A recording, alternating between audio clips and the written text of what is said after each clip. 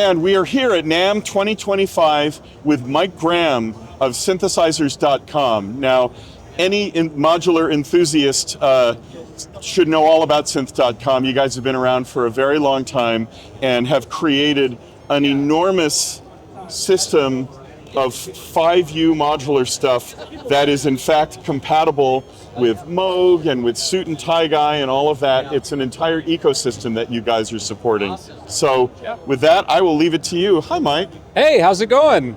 Welcome to our booth, Synthesizers.com's booth at Namm 2025. We're excited to be here. We're excited to show people in real life, in real person, the scale of the systems that we make. Obviously, these are much larger than Eurorack systems or other systems like that, and just the tactile interaction that you get when walking up to these things just really makes them a whole lot of fun to interact with, and the feedback that you get immediately is fantastic. It's been a fantastic experience to have people walk by and their eyes light up when they see the size of these systems, and kind of, you know, having different people like Ben, Div Kid, walk up and create these awesome patches is a whole lot of fun. It's been, you know, it's our first trade show that we've ever been to, and you know, being able to show these things in person in real life has been really, really, really awesome so far.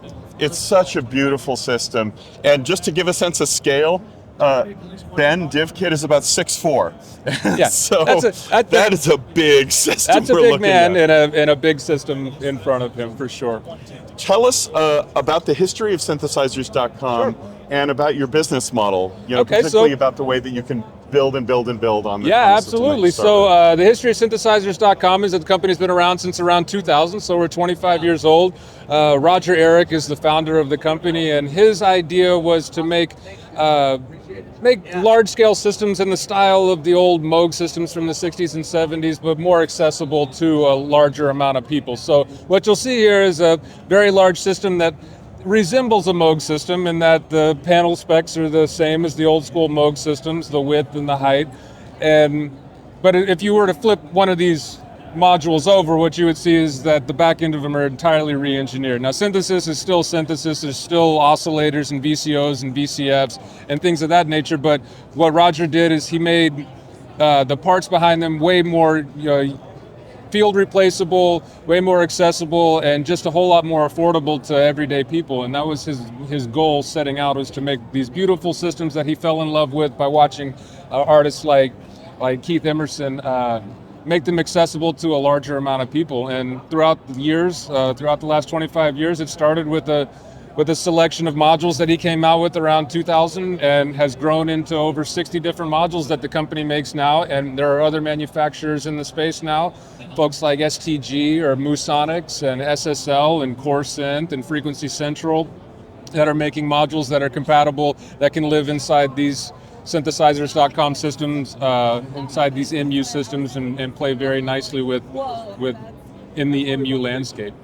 So if somebody was looking at, if somebody had a .com system and they were looking at third-party manufacturers, they would just want to make sure that it said that it was .com compatible. That's correct. So basically all you need to have a format is you need a certain panel size, and then you need it to operate on the same power spec. So if it says MU or it says .com power compatible, then it will live in these systems just fine and play just nicely with the rest of the MU. Tell us about the compatibility with the old original Moog Modular systems. Sure. I think the power is different, and they have the S-trigs, right? Yeah, so the power is different. The Synthesizers.com and the MU landscape operates on plus and minus 15 and a 5-volt rail. The old school Moogs operate on a different. So that being said, they do play nicely together.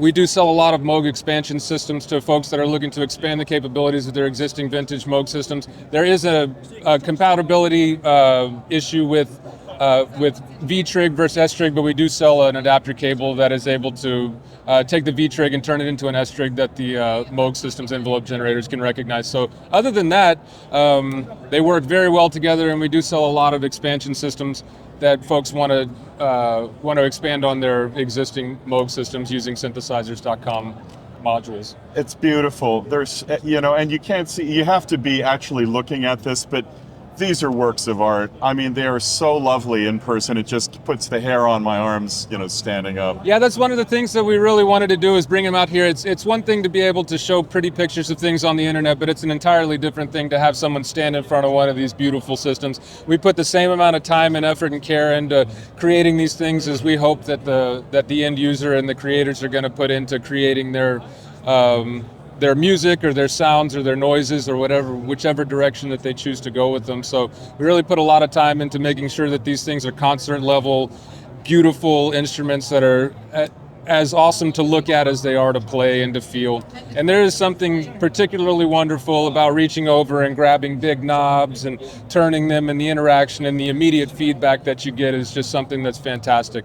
That was something I was going to ask you about next. Now, a lot of the people who watch my channel are into Buchla and Serge Sure. and the 4U stuff, but there are also a lot of Eurorack people. So tell us about why you would want to consider switching from 3U to 5U, and I know why, but I want to hear. So again, probably the biggest feature is just that you have more space to think, more space to reach in and to grab big knobs. And sometimes with modular synthesis, it's more about finding those in between relationships between modules, and finding those sweet spots in between is a whole lot easier when you're turning a big knob than it is when you're turning a small knob. Obviously, Eurorack has many more manufacturers that are making modules in that space, and sometimes that can be a little bit of an option paralysis. You don't know which direction that you want to go in.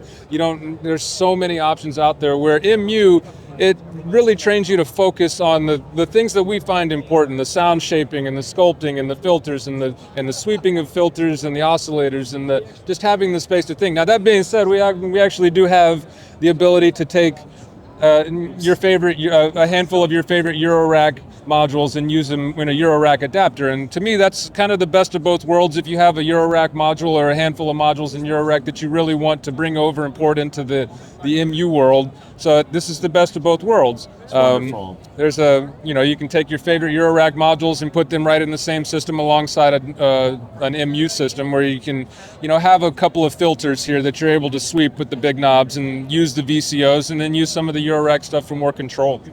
Well, I will certainly say that the Turing machine is absolutely one of my favorite. Yeah, absolutely. Eurorack This is actually lent to us. We don't have any Eurorack in the shop. This was lent to us by one of our friends in Houston, and we just needed a couple of Eurorack modules in order to be able to show off the Eurorack adapter and how that can kind of fit in the MU landscape.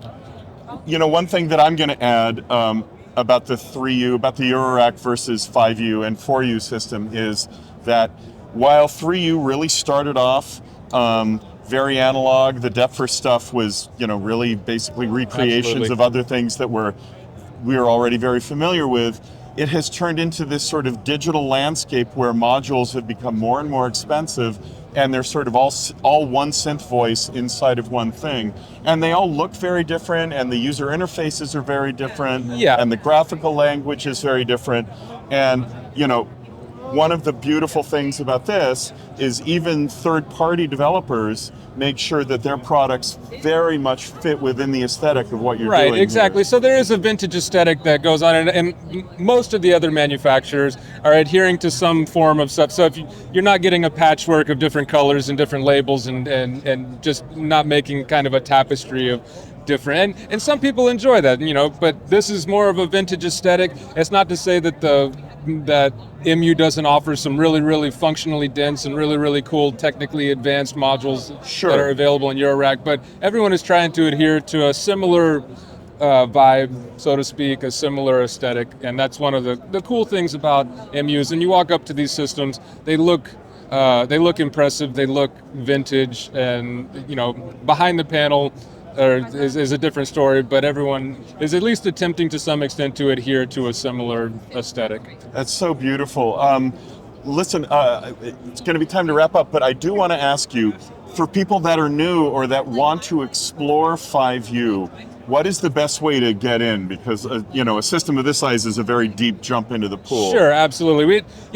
Some people walk in and see the system and are like, yes, I want that. But if you're just starting to explore and starting out on your modular journey, there's a number of entry-level systems that we have. It's the same size system as this, but we do offer some entry-level systems that are, you know, single voice with a MIDI interface, something that can get you going, and something that can really kind of lay the groundwork, foundational stuff that you really need to understand in order to be able to really appreciate the larger systems that we sell. So if you're just starting your modular journey, if you're just learning the basics, you know, we have entry-level systems that are way more affordable than jumping into something like that, something like one of our larger systems, and that's really the way that we encourage people to do it, because really once you unlock 3 or 4 of the fundamental concepts in synthesis and modular synthesis, the rest of it really kind of unlocks for you, and then you can really step up to one of these systems and it's not so intimidating to walk up to something that large. It's wonderful. Mike, where can people, I mean, I know the answer, where can people find more information about synthesizers.com? So there's a ton of information on our website. It's synthesizers.com. That's the URL. It's the name of the company. And then also our